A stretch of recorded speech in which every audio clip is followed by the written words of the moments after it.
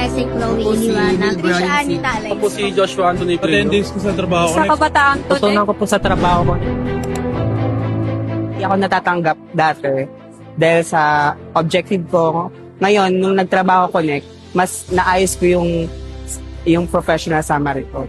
Nakatulong po sa akin sa trabaho ko kung paano po makahanap ng trabaho. Binulungan po nila akong gumawa ng resume, kung paano din po sumagot sa mga interview po.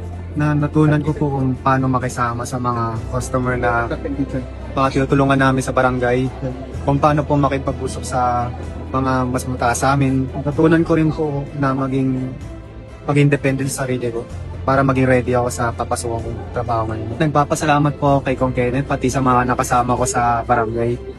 Sana po magkita po ulit kami sa trabaho. Attendance ko sa trabaho connect, sobrang laking tulong sa akin, lalo sa paggawa ng resume ko. Yung resume ko, mas naging maayos, tignan siya sa mga employer. Mga teacher ko, sobrang gagaling nilang magturo. Na-explain nila ng maayos yung mga dapat i-explain sa amin para mas lalo namin maintindihan yung mga bagay-bagay. Sobrang laking tutulong ko sa akin ng 10-day job fair na to kasi mas tumaas pa yung confidence ko sa sarili. Then sa pakikisama sa mga classmates ko, mas natutunan ko yung word na teamwork. Then sa sarili ko, mas na-assess ko na mas marami pa pala akong bagay na kayang gawin. Sa lahat, maraming salamat kila Kong Kenneth sa ibang naging bahagi ng programang ito. At sa mga naging classmate ko, sobrang malaking pasasalamat ko din kasi sobrang dami ko na experience. Sobrang dami kasi yung mga step by step na hindi ko naman actually alam dati. Na-apply ko siya ngayon as part ng paghanap ko ng trabaho.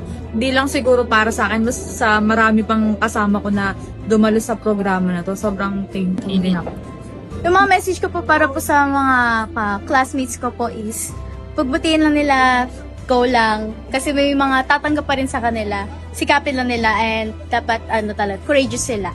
And naman sa mga naging teachers namin, super thankful po sa lahat ng naging teachers, mga facilitators, and yung mga naging prop, ganon. Kasi mandami kami natutunan, marami kami nag-gain experience. Then sa Kalakong naman, nagpapasalamat po kami para sa programa na to. Kasi po kung wala po yung programa na to, baka po hanggang ngayon nangangapa pa rin po kami kung saan po kami mag-i-start, paano kami magsisimula, and paano po yung gagawin namin para preparation for interviews po and sa mismong trabaho na talaga. And super thankful po sa lahat na bumubuo ng kabataan ko.